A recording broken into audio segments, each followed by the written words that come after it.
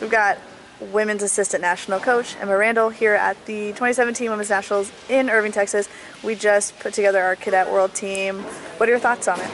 I'm excited. There's a lot of talented athletes in the brackets, a lot of great matches, a lot of close matches, which is even more exciting. I love to see the quality of our tournament deepen and deepen over the years, so that's exciting. I'm also really excited about how many athletes really showed an offensive mindset tonight, and I think we've seen that in the international style of wrestling, that offensive wrestlers most often walk away with their hand raised. Who stood out to you the most today? There's a couple wrestlers that immediately come to mind. I was looking a lot at Alicia Hawk in her bracket. She had to overcome Stefana Jelasic, Pan Am gold medalist, and then also in the final she had to beat Aleda Martinez, a silver world medalist. So those were some pretty impressive wins along the way to her own right to make our world team.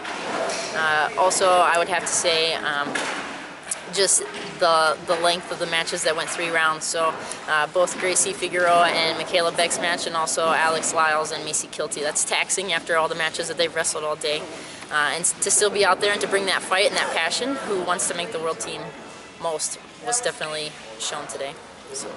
Can you touch a little more on the depth? I know, going in 52 was a big one for me. So can you touch a little more on the depth and kind of what USA Wrestling has been doing to develop that depth? Yeah, so we've really invested in the development of our athletes. We've decided to buy into this Olympic program, our pipeline. We have 2 systems. We have a championship system and a development system in which we offer about 120 days total of training with our national staff, with the top athletes of the country, and taking them overseas multiple times to get matches and more technical development, and also just some education base for both strength conditioning, nutrition, and sports psychology.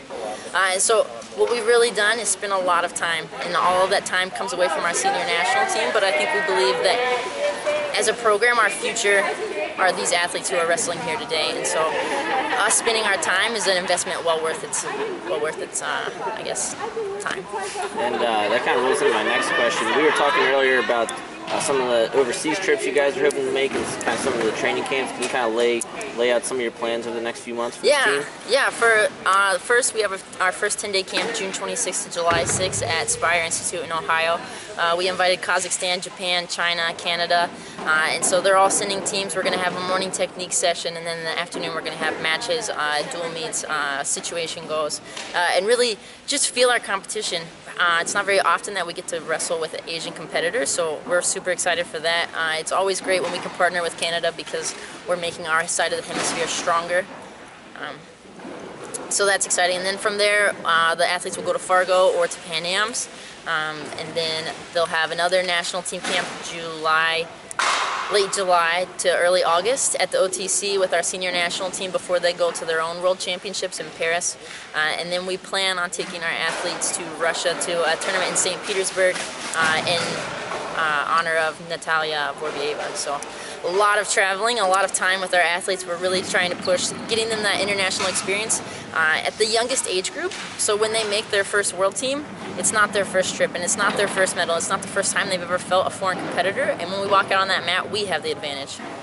You mentioned that Japan's going to be coming, they're invited to one of the camps. Are they still the country that you're chasing after, or is it more so focused on just becoming the best version of the United States? So we talked about this with our national team a couple weeks ago, and we kind of were like, what characteristics within the best athletes and the best teams do you want to take and apply to us? Because we don't think that there's any skill out there that we can't learn. There isn't a characteristic that we can't put upon ourselves and take on.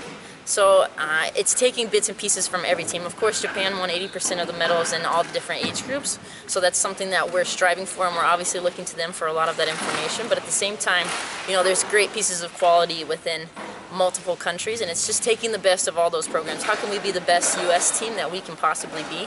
And a lot of that comes back to our growth mindset. Do we believe that we're all that we could ever be, or do we think that every day we can get that 1% better and get that one characteristic closer to where we should be? When you're looking at this U.S. team as a whole, kind of piggybacking off of what you just said, what are some of the greatest strengths that we have and maybe some of the greatest weaknesses that we have? So I think it's a double-edged sword. We have the youngest team that we've probably had in the last 6 years. As far as a senior national team, our median age is about 23 to 24 years old.